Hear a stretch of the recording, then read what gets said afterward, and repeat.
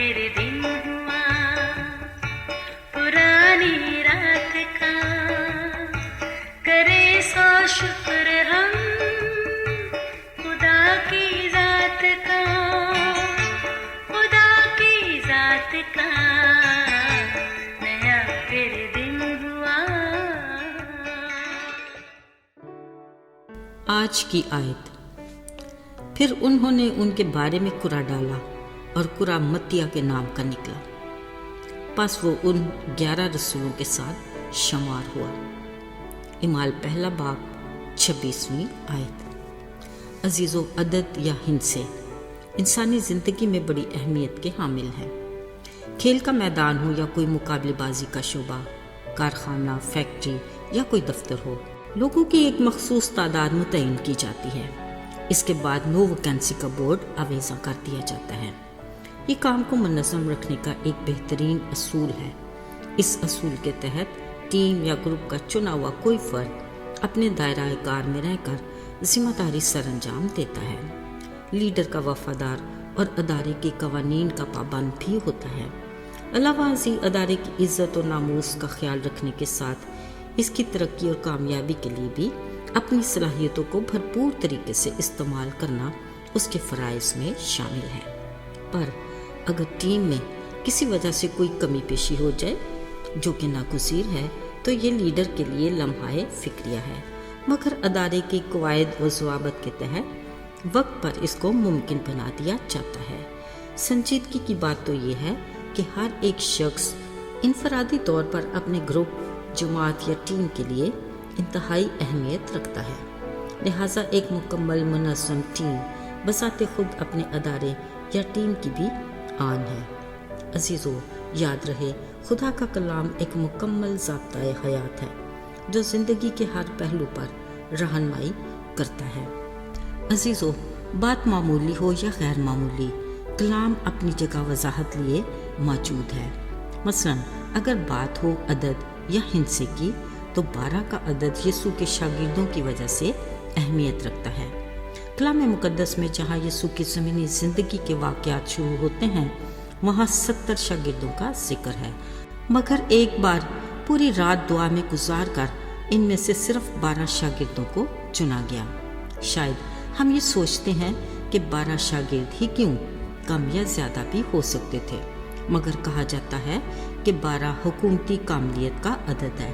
خدا کی چنی قوم کو 12 قبیلوں میں تقسیم کیا گیا۔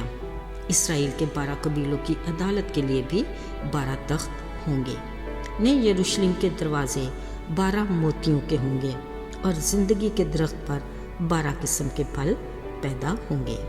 عزیزو، یاد رہے یسوع مسیح کے پکڑوائے جانے پر یہودا اسکریوتی کو نکال کر اب شاگردوں کی تعداد 11 تھی۔ انہی کو وہ اپنے جی اٹھنے کے بعد بھی دکھائی دیتے رہے، اور اب جب یسوع کا نجات کی تکمیل کے بعد آخری دن تھا، ان کے 11 شاگرد گلیل کے اس پہاڑ پر گئے جو یسوع نے ان کے لیے مقرر کیا تھا۔ انہوں نے اسے دیکھ کر سجدہ کیا۔ تب یسوع نے انہیں آسمان کی منادی کا مشن ان کے سپرد کیا۔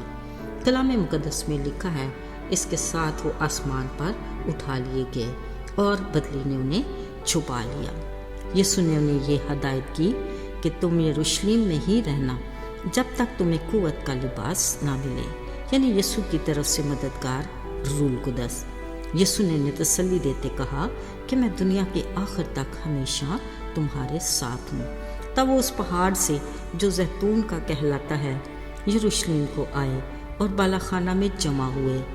یہ وہ جگہ تھی جہاں یہ سب مل کر رہتے، ان کے ساتھ چند اور عورتیں اور یسوع کی ماں مریم اور اس کے بھائی بھی شامل تھے۔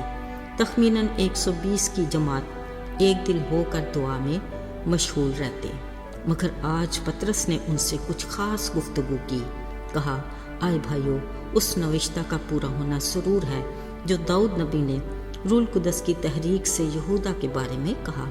اگرچہ وہ ہمارے ساتھ خدمت میں شامل تھا، مگر وہ یسوع کے پکڑوانے والوں کا رہنما بن گیا۔